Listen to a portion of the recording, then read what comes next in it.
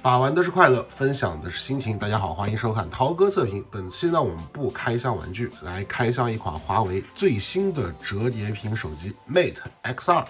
那么我们这次拿到的是一个白色的版本啊，这应该也是华为目前最高端的手机了。我们话不多说，赶紧来进行一个开箱。那这款手机呢，因为目前也是比较难买啊。它的现货价格大概是在2万元左右，我也是托我好兄弟好不容易帮我搞到一台。好，手机的本体在这里，我们来看看下面有哪些附件。打开来之后看一下，哎，这个地方拿出来，然后这个地方啊，哇，好多层啊！哦，这底下这个就拿不出来了。好，就是这些。先来开这个盒子，看上面的标志呢，应该是充电头、数据线还有耳机啊。我们把它里面是个小抽屉一样的结构，拉开来看一下。哦，它充电头是这样子的，是一个66瓦的一个超级的充电头啊。它这次呢附带了充电头，所以呢，同志们请把不环保打在公屏上。然后呢还附带了一个耳机，但是说实话，这么贵的一款手机，它只附带了一个有线耳机，感觉有点抠啊。如果说它能给一个无线的那个就好了。然后这边呢可以看到一个卡针，然后应该是保护壳啊，我们把里面打开来看一下。哦，啊，是这样子的。它这次保护壳呢是只有一个背盖，摸上去这个类似于皮质的这个质感还是可以的啊。好，那么不废话，我们来看一下这个手机的本体啊。首先可以注意到上面有4个注意事项啊，一个是避免锐物去按压这个内屏啊。然后呢，还有一个是它自带的贴膜，然后有什么精密器件啊，还有磁铁什么的，我们就不废话了，把这个膜给它撕开来。哇哦，这个拿上手可以看到哦，它这次这个楔形的设计确实还是很有意思的啊。然后可以注意到，在未折叠状态下呢，它中间其实还是有肉眼可见的折痕的。那我们来对这个手机的屏幕进行第一次的折叠，看看。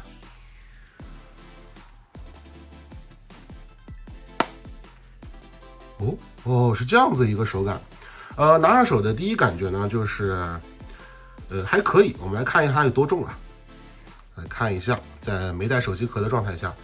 296克左右的样子啊，这个重量呢，相比一般的手机来说，确实还是蛮重的。但是这次它因为采用了双楔形的设计，所以说折叠起来呢，可以看到中间基本上是没有什么缝隙的啊。然后侧边这边是它的电源按键，同时这应该也是它的一个侧边的指纹识别按键啊。我们来开机看一下。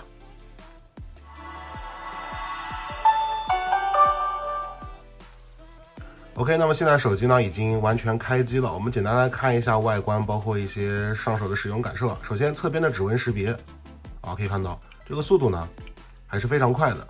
然后整个外屏呢是一块21:9的屏幕，就在折叠状态下呢，这样子正常使用，感觉是跟普通的手机没有什么区别的。背面的话呢，我这次拿到是一个白色的版本嘛，这个白色的质感还是很好的。整个背面的这个设计呢，包括摄像头模组啊，看起来跟 P40系列比较类似。那这次呢，它也是加入了一个10倍的光学潜望的这样子一个变焦的镜头。那么最令人注意到的呢，就是它这个折叠屏了，是吧？那首先我们可以注意到它是一个楔形的设计。那么这样的设计的好处呢，就是在它折叠起来的时候，中间的缝隙能够被最大程度的给控制，不会像三星那个折叠之后中间这边会有一道缝隙。而且呢，因为它是这种楔形的设计嘛，所以说这样折叠起来之后呢，可以看到它正好是一个这种平的结构。那么展开之后呢，可以看到，首先展开之后，它这样子呢就会，它把它所有的重量都集中在了右边啊。这些元器件啊、电池、什么相机模组都集中在右边，所以说整体的重量呢，如果你是右撇子的话，拿着手感还是可以的，因为重量都集中在这只手嘛，对吧？所以说还可以啊。但是如果你是左撇子的话呢，拿起来会感觉这个手感会有一点点重啊，所以说这个手机还是比较推荐右手使用的。然后呢，中间这个屏幕呢，首先我们可以注意到就是在浅色的背景下，中间的折痕呢其实是不明显的。但是如果说在深色的背景下呢，你可以注意到，其实它还是有2道这个浅浅的折痕。另外呢，可以注意到就是它这次的铰链设计也是很有意思。它这次的屏幕折叠呢，跟三星的那种解决方案还不太一样。它的这种内折方案可以看到它是这样子，看到没有？它并不是把屏幕完全的对折起来啊，它是做了一种就类似于，比如说这是屏幕，它中间给它留了一道像水滴一样的缝隙。那这样的好处呢，就是它可能折痕没有那么严重了，对吧？而且它这种设计呢，跟之前摩托罗拉那个刀锋上面我们见到的比较相似。而且很有意思的是，可以看到这个主题啊，就是你正面打开来它是这样子，对吧？然后你这样打开来的时候呢，哎，它有一个这个花瓣慢慢张开闭合的样子。然后我们再换一款主题给大家看一下，那展开之后呢，可以看到哦，它这个花瓣也是会有这种效果的，还是挺有意思的。展开后的这个内屏呢，你可以看到的是，它是一块接近正方形比例，应该是8:7.1的这样子一个正方形的屏幕。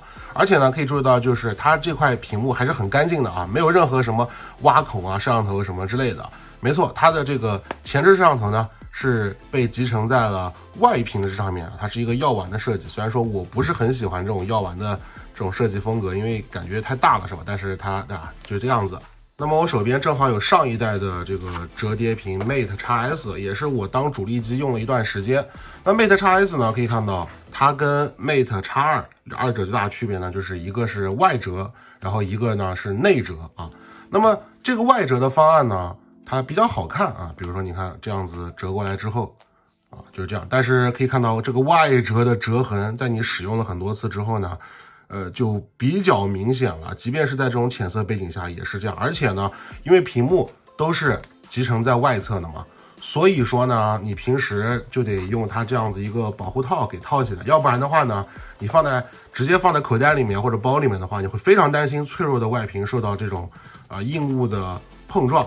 但如果是这种内屏的内折方案呢，其实相对来说会安全很多，在你使用的时候呢也会比较放心啊，所以说我觉得这一点呢还是不错的。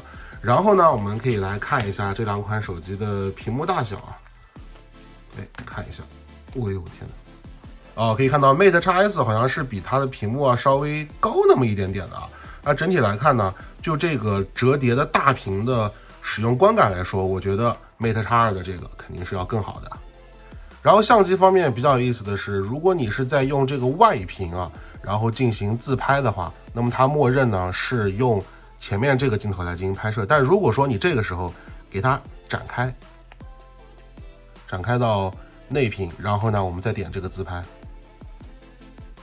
哦，它就会显示到请使用另一屏这个相机。哦，那你可以看到呢，它现在呢就在使用的是主镜头来进行自拍啊。那这个自拍的效果呢，可以说，哇，绝对是非常非常之好的。这个拍摄效果，好清晰啊！所以说这个东西呢，但是自拍这玩意儿吧，怎么说，就是你到底是希望它真实呢，还是怎么样？反正不管，但是至少这款手机呢，它给你提供了一个非常清晰的前置自拍的这样一种方案，还是可以的。不过有一点我在使用的时候发现啊，就是这个华为手机预览的这个页面啊，可以看到它其实是有一点模糊的。然后呢，如果你把照片拍完之后，可以看到你会得到一个比较清晰的照片。但是预览页面呢，确实比较模糊啊。这个在使用体验上感觉并不是非常的好吧。然后还有一点可能是大家比较在意的，就是它这个屏幕啊，能不能像三星的 Fold 2那样子悬停？我们试一下啊。可以看到，如果说你是在这个角度下的话，它会有一个弹簧的这样的设计嘛，所以说是悬停不了的。但如果你把它折的稍微内一点，你看它是能够悬停一点点的，但是这个时候它就默认你切回到外屏了。所以说，反正我手上这个啊，你看它大概就是这样子，就是悬停的角度好像，能悬停了，哦，又折回去了。反正我觉得这个好像它并没有特别做一个这种悬停的这种设计啊，所以说大家买到手的时候就大概知道了，它其实就是让你啊，要么这样用，要么这样用啊。你想半折着用呢，基本上就不太好了。那么我们来看一下打开内屏之后它的一些区别是什么，就是跟外屏除了屏幕变得更大之外呢，比如说如果我们在浏览这个微博的时候啊，可以看到刷微博的时候呢，它这个页面是会被拉满的。然后如果我们切回到正面这边，还是你刚才浏览的这个位置啊，大概就是这样的一个效果。那么这个大屏呢，肯定很多人会觉得，看视频是不是很爽呢？我们来试一下。可以看到，如果有反光的话，是能看到一些折痕的。但这次它这个双扬声器的设计啊，哎，我觉得效果还不错。然后如果这个时候我们合上这个屏幕，啊，它大概就是这样子。那如果你看的是这种21:9的电影呢，你合上屏幕的时候可以注意到，好，它这个外屏呢就是可以满屏播放的啊，这个效果呢还是可以的。那么折叠屏呢还有一个应用的场景啊，大家可能比较关心，除了看视频、刷微博之外呢，就是打游戏了。比如说我们现在吃个鸡啊，哎，我真的好久没玩这个游戏了，这什么东西都不知道。那如果你用外屏玩的话呢，其实可以看到它是这样子一个正常的一个模式啊。但如果我们这个时候把它内屏打开来，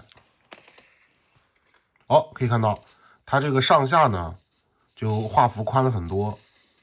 就比如说你看我原本在这边的时候，我能够看到上面这个地方，对吧？你看我能看到上面这个，但是如果我把屏幕折叠上，我就看不到了，是不是？所以说它这个折叠屏手机呢，确实是有一定这种物理外挂的感觉啊。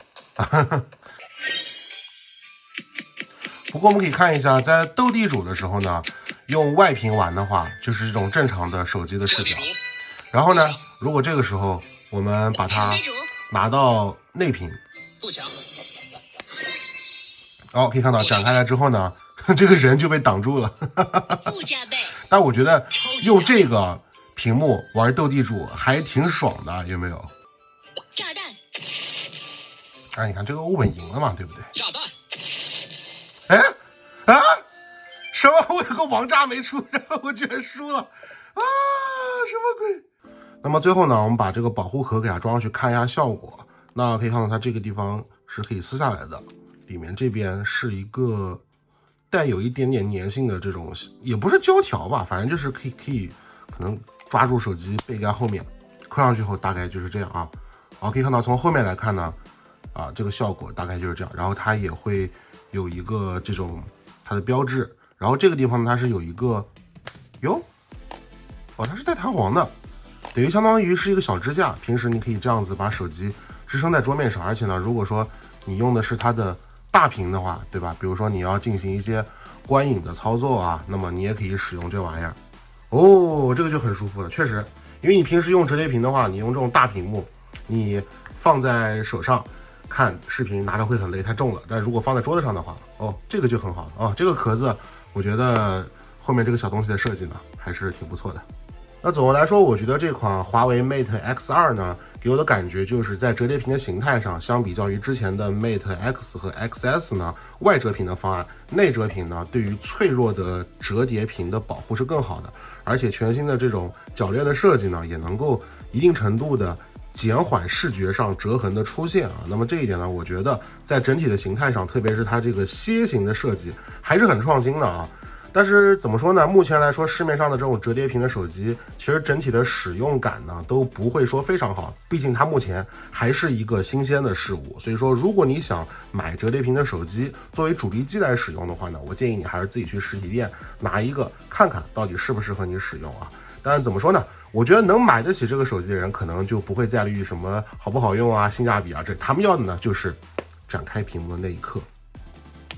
哇哦 ，awesome！OK， 那么以上呢就是本期节目的全部内容了。记得关注或订阅我们的视频频道。觉得视频做得不错的话呢，也请给我们多多3连支持一波啊！我们并不是专业的数码测评博主，所以说本期节目呢只是说了一些我自己拿上手的一个主观的使用体验感受，希望对你选购产品时候呢会有一些帮助。那么我们下期再见喽，拜拜。